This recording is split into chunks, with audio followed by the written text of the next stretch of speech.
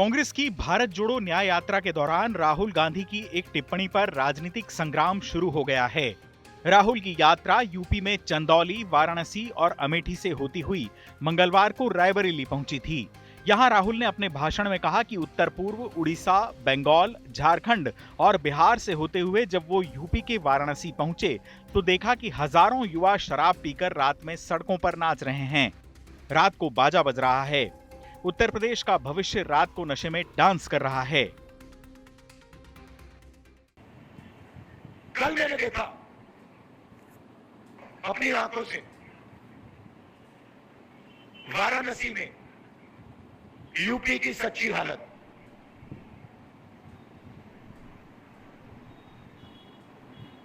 सड़क पे रात को हजारों युवा शराब पिए सड़क पे लेटे हुए वाराणसी में बाजा चल रहा है।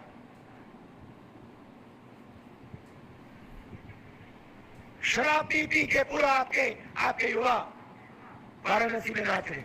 इतना ही नहीं, राहुल गांधी ने वाराणसी के बाद अयोध्या के राम मंदिर समारोह पर भी टिप्पणी की। उन्होंने कहा कि रामलला का प्राण प्रतिष्ठा कार्यक्रम बड़ी धूमधाम से हुआ, लेकिन उसमें दलितों को प्रवेश नहीं मिला। उन्होंने कहा कि राष्ट्रपति द्रौपदी मुर्मू को भी वहां नहीं आने दिया गया, लेकिन बड़े बड़े पैसे वाले लोग वहां जरूर दिखाई दिए। वाराणसी और राम मंदिर पर राहुल की इस टिप्पणी के बाद बीजेपी मामले में हमलावर है। केंद्रीय मंत्री स्मृति ईरानी ने राहुल गांधी पर काशी का अपमान करने का आरोप लगाया है। उन्होंने कहा है कि राहुल गांधी के मन में यूपी के लिए जहर भरा है। ईरानी ने कहा कि अगर सोनिया गांधी अपने बेटे को अच्छे संस्कार न दे पाएं तो कम से कम हमारे पुण्य स्थलों पर आपत्तिजनक टिप्पणी करने से रोकें।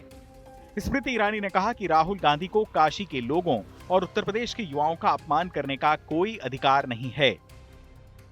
राहुल गांधी के मन में उत्तर प्रदेश के लिए कितना विष भरा है वो उनकी इस अभद्र टिप्पणी से व्यतीत होता है।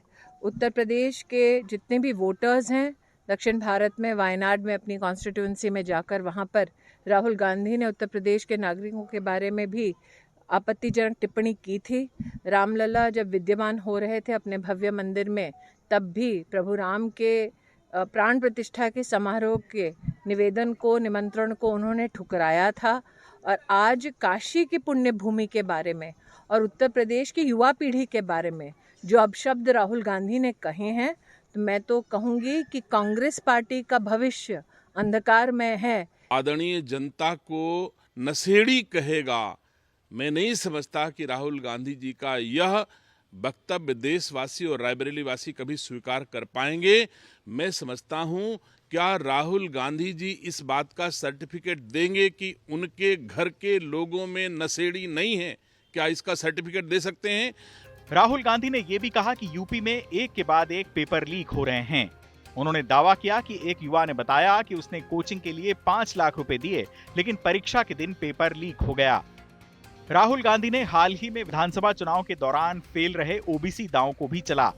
उन्होंने कहा कि हिंदुस्तान में जब आप 200 बड़ी कंपनियों को देखेंगे तो उसमें एक भी ओबीसी, दलित या आदिवासी वर्ग के लोग नहीं मिलेंगे। मनरेगा के कॉन्ट्रैक्ट लेबर की लिस्ट देखेंगे तो उसमें ओबीसी, दलित और आदिवासी वर्ग के लोग दिखेंगे। गौरतलब है कि राहुल गांधी 24 फरवरी से मुरादाबाद से ही अपनी न्याय यात्रा का दोबारा आगाज करेंगे।